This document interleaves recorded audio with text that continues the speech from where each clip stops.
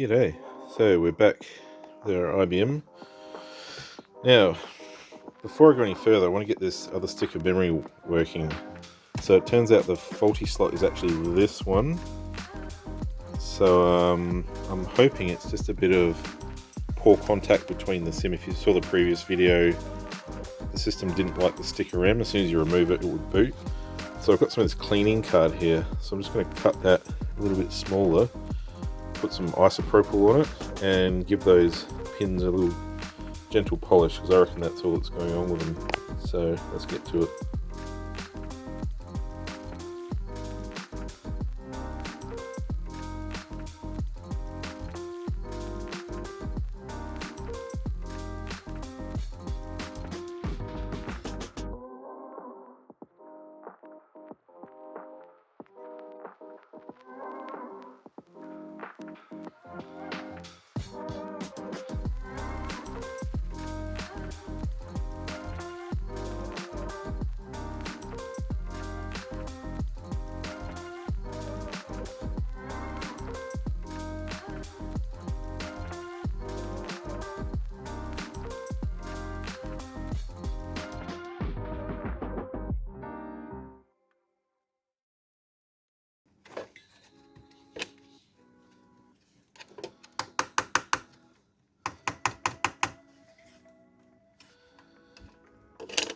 Alright, what do you reckon? We should boot up this time? So we've got power. Now this thing likes to turn itself on and off as soon as you apply power. There it goes, turns on, it turns off. Yep. Alright, we'll just use this random roller to turn it on. Alright, fingers crossed. You want to boot? You want to boot? Come on. Come on, you want a gig of RAM. Hey, you do want a gig of RAM. Good machine. There you go. So it's interesting to note that a dirty memory slot can cause problems. In this case, it didn't even give us beep codes earlier. We should see 1 gig of RAM somewhere.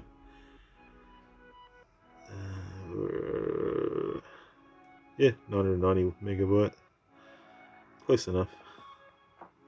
Memory size error. As long as it's a good memory size error.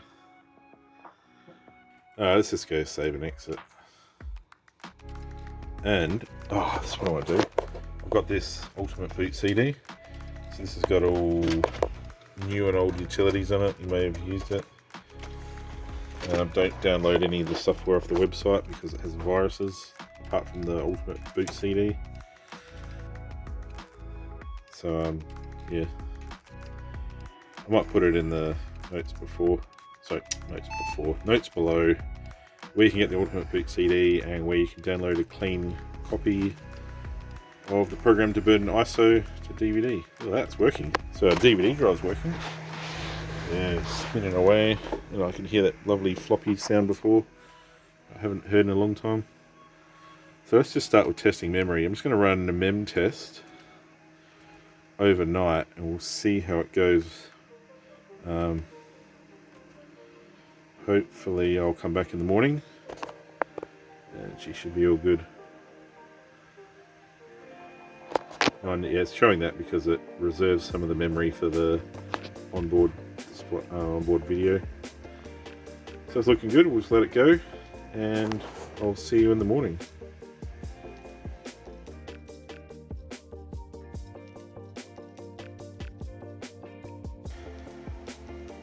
Alright, so that has now been running for 38 hours, 31 minutes and 50 seconds, and we have 0 errors. So just a note, if you ever use MemTest, 1 loop isn't really enough to find intermittent memory faults. You really need to run it for a minimum of 24 hours.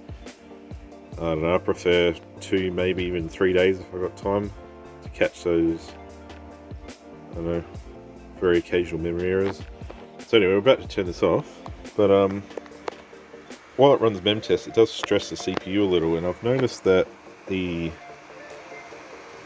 FETs are getting quite hot. So I've got a rule: if you can't hold your finger on it, which I can't, that's pretty hot, then it is too hot. So we're going to fire up the old KK Moon and see what temperature it says.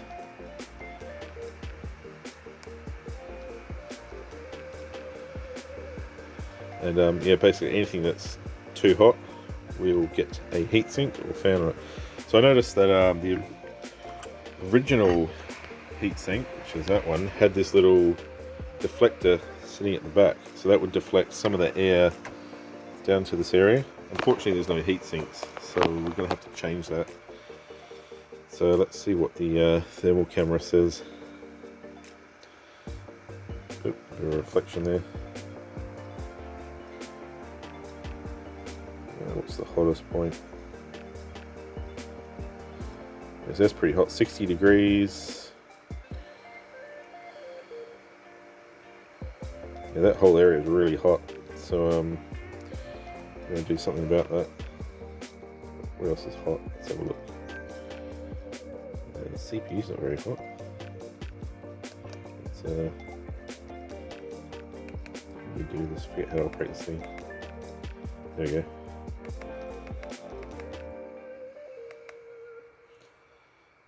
Oh, the display's pretty dull. No. Whatever. What else is hot? A little bit of heat off this chip here. Sorry about that. There's bad reflections everywhere. What's that? 50 degrees. So that's hot. Doesn't feel too bad actually. You can hold your finger on it. It's alright.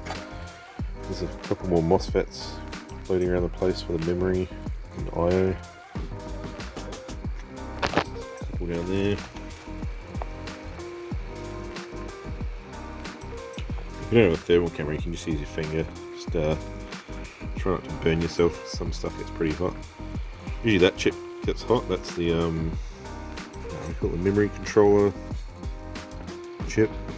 That's actually not too bad considering it's thrashing the memory right now. BIOS should be cold. Yeah. Anyway, those. Well, what do we got there? 1, 2, 3, 4, 5, 6. 6 MOSFETs are way too hot, so I'm going to find some heat sinks and glue them on. There's some big heat sinks. Come out. Just 3 of those, the big ones. They stick on, but I don't use that sticky stuff because it's literally just normal double-sided tape, which defeats the purpose. And for the little ones, we have small MOS coolers. So let's chuck some on. Okay, so we got 3 big ones, 3 small ones. Big ones and the big ones, small ones and the small ones, makes sense. So what did we see before? About 60 degrees on those FET. So what I'm going to do is turn this off now. It's been fine. And I'll fire back up the same MemTest and see what kind of temperature saving we get. And I'll also install that shroud before and after, just to see if that actually makes a difference, having that little shroud push some of the air down.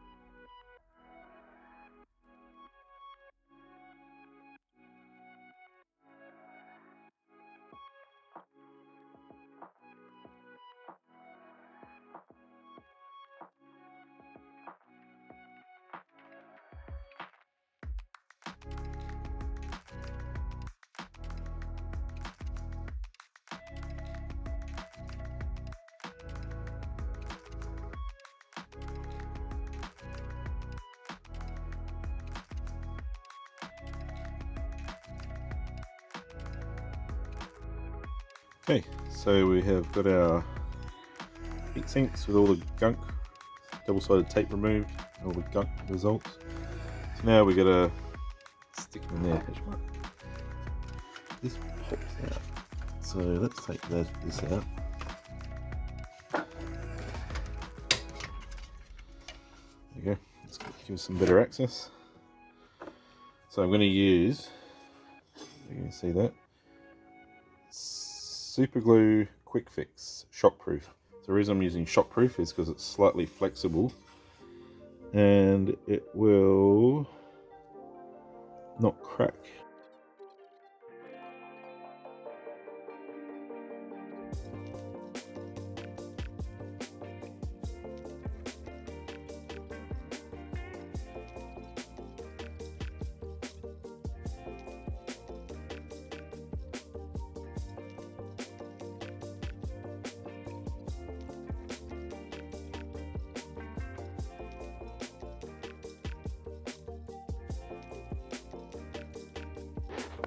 Alright, so as you can see, I've got those, the keyboard off, stay there. Heat sinks are all on, so we're just going to let it dry and get back into a temperature test. Oh, and I'm also going to put this air deflector on the back of that. I'm going to do it before and after, and let's just do a little comparison. I like doing these kind of things when I do work on computers, because it's interesting to know. So I'll just wait for this to dry and then we'll fire it back up. Okay, it's long enough, so let's fire it back up. And power on and off briefly.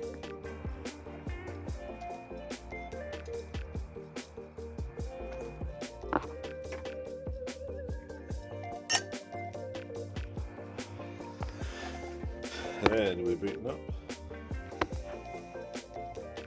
So it should boot into that. I set the boot order to floppy CD hard drive, so if I ever put a bootable device in there, it'll take priority. And I haven't heard that floppy disk sound in a long time. The initialization sound should bring up Ultimate Boot CD. Come on.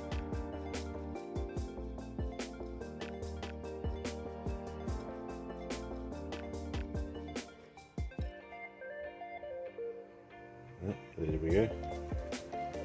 Memory, and which one did we run before? That one. And default.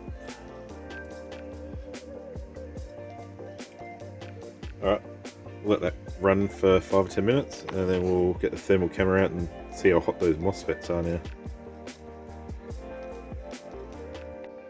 Okay, so I've been running it for an hour 16 now, which is a bit longer than I originally anticipated, but it doesn't matter.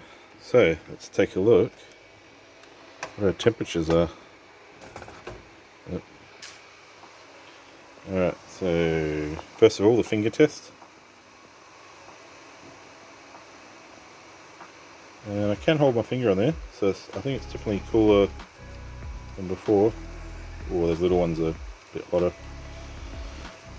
Alright, let's see what Mr. Thermal Camera says.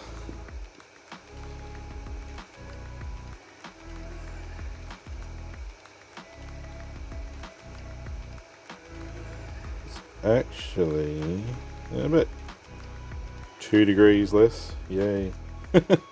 Still hot. I mean, the idea is heat sinks do get hot, but I think we could definitely improve that by putting some airflow over there. So, yeah, it's probably about 2 degrees lower than before, which is not that great. Yeah.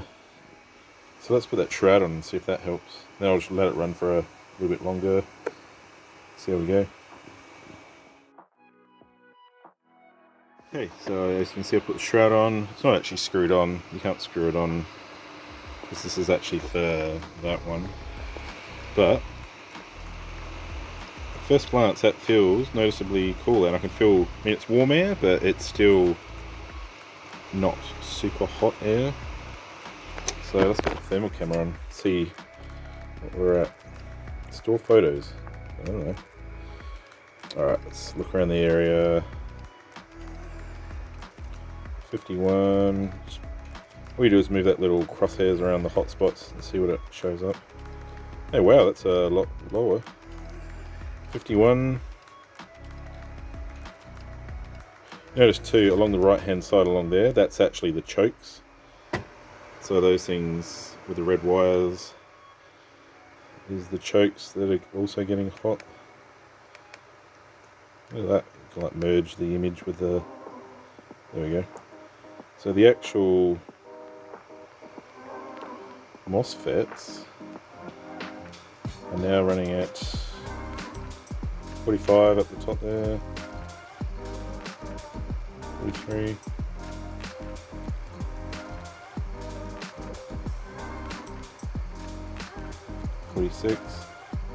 Maximum 54. That's almost 10 degrees peak drop if you're looking at the maximum temperature down the bottom. So that max down the bottom shows what the maximum that it can currently see somewhere on the images, and the one at the top is, in the big one, tells you what the crosshairs are pointed at. So yeah, that's a good 10 degree reduction. So the biggest difference was actually that shroud. Not so much, I mean the heat sinks are good because the heat sinks get the heat off the chips and increases the surface area, so that if you do have airflow, it'll get more heat off.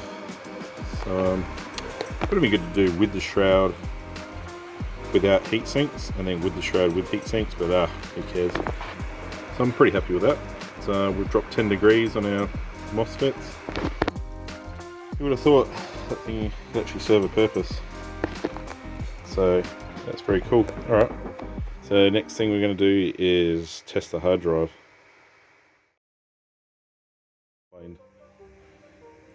Alright, here we go. We're going to go to hard drive.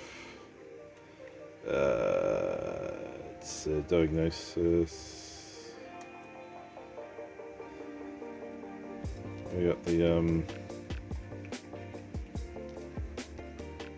C-Tools.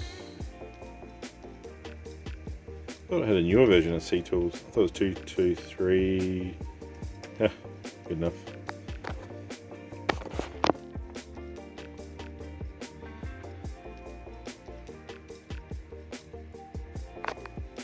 That's really out of focus. I accept. Does the mouse work? I'll do that if the mouse works.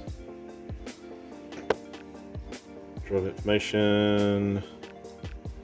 Drive supports security features. Nice. Smart is supported and enabled. Not being tripped. 36 degrees. Alright.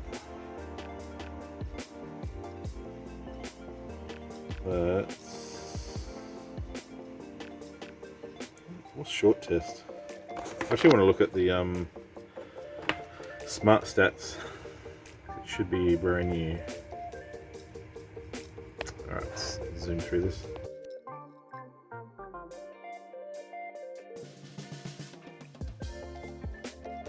Okay, so we passed. Just pointing out before, power on hours 39. I thought, was it 39? But yeah, that's about how long I ran MemTest for. So that's good. It's definitely a brand new drive.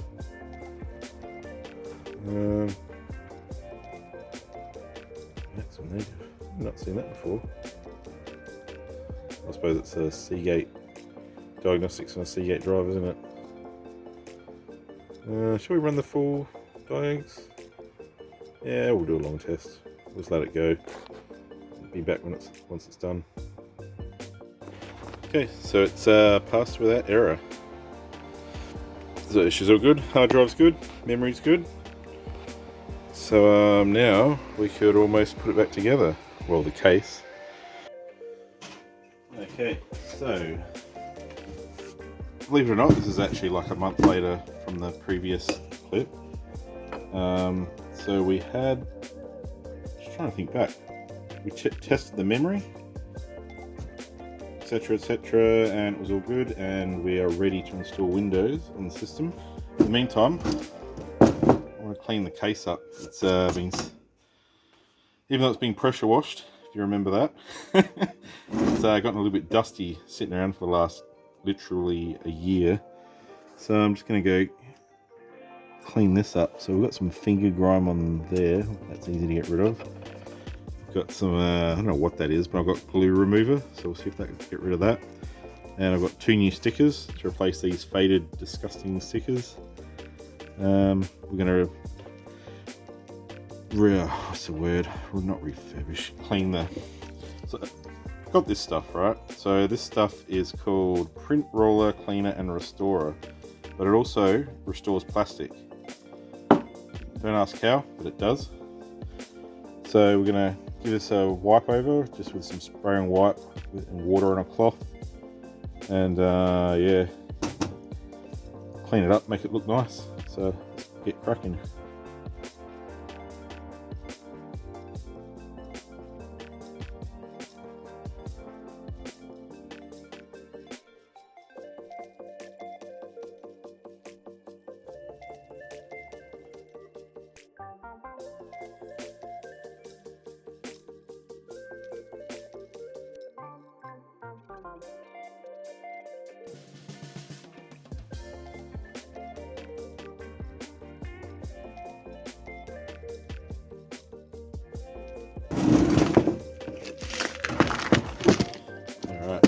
Magic box of bits.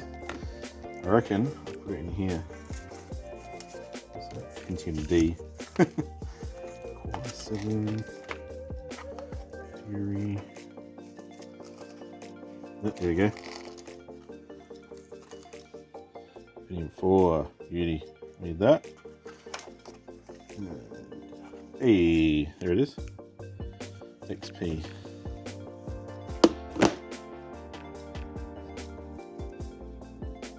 Check that out. It's just a little bit faded. Is it the same one? Oh, it's actually different. That's got like a shiny background, that one. This one's like the silver. Yeah, whatever. Let's get this one off.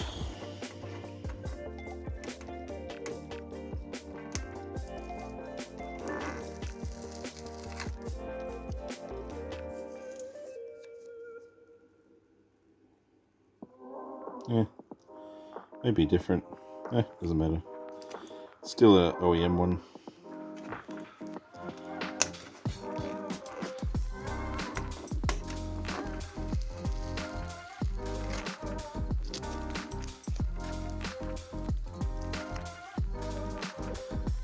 It's not identical, but close enough. What do you reckon? Old one's there. New one's there. Yeah, that looks alright. Alright, let's get the sticky crap off.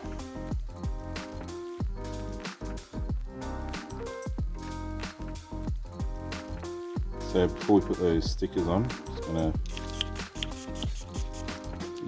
platinum clean. Give it a good clean up.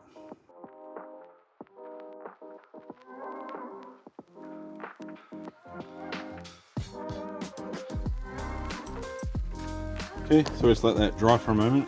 Then we're going to put the stickers on and put some silver texture on the IBM logo just to spruce that up. And yeah, then we can put the lid on the case and see how much better it looked compared to 3 years ago.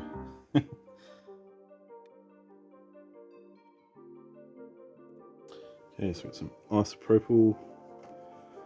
Just going to give the IBM logo a clean.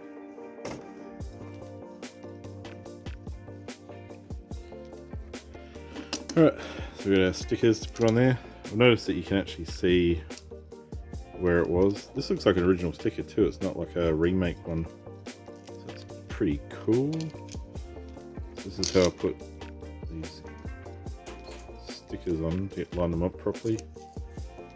Put them on the end of a blade, line it up in the right spot. About there.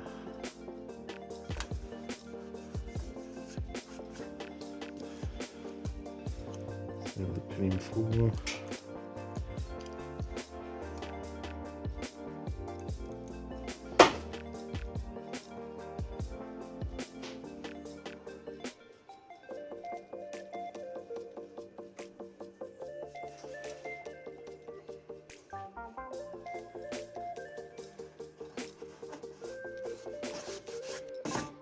There we go. Very nice.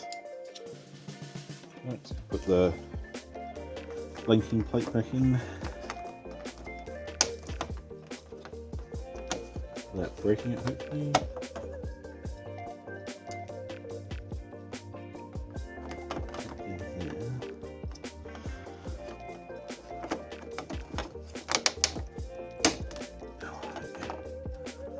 Ah, that's busted. Just put a little bit of glue there, I think.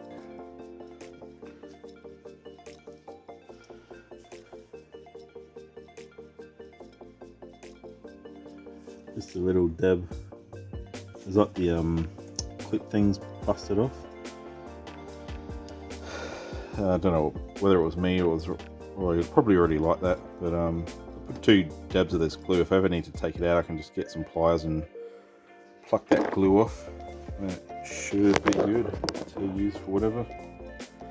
Not sure what else I've put in there. Maybe don't know.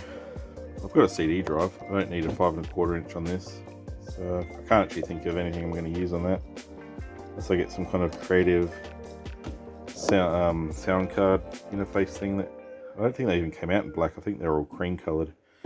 Anyway, enough jibber jabber. Let's get the case back on the system.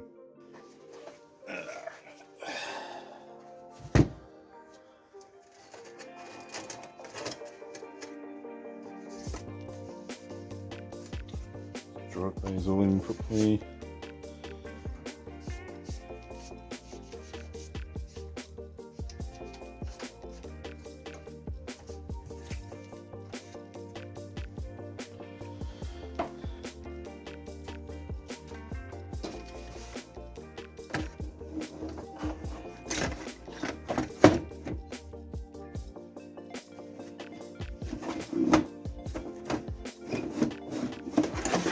Let's see if we can go on. Yeah. It's got some locking buttons. Slow. Down.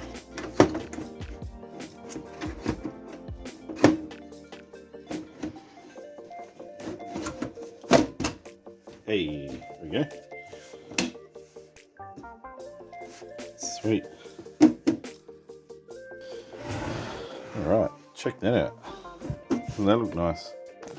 It looks a lot better than what it did before.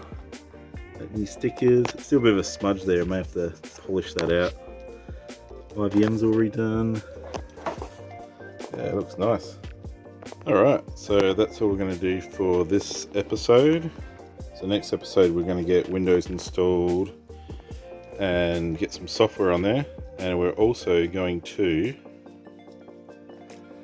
look through this box of computer parts. So in this box is AGP cards, PCI cards, so I'm pretty sure I have Sound Blaster 5.1 that I reckon would be perfectly suited for this Pentium, and also I should have a heap of AGP cards, but I've actually kind of lost track. I don't know exactly what they are. I've got a couple of ATIs, AMDs from this era, so we'll see what we can find and put the best that we've got into it, and yeah, should be a nice little system. So till next time, I shall catch you later. So just quickly, I was only ever going to do 3 videos for this, but kind of dragged out a bit longer than expected. But yeah, the next video will be the last one, and hopefully it won't take another 6 months. So I'll catch you next video.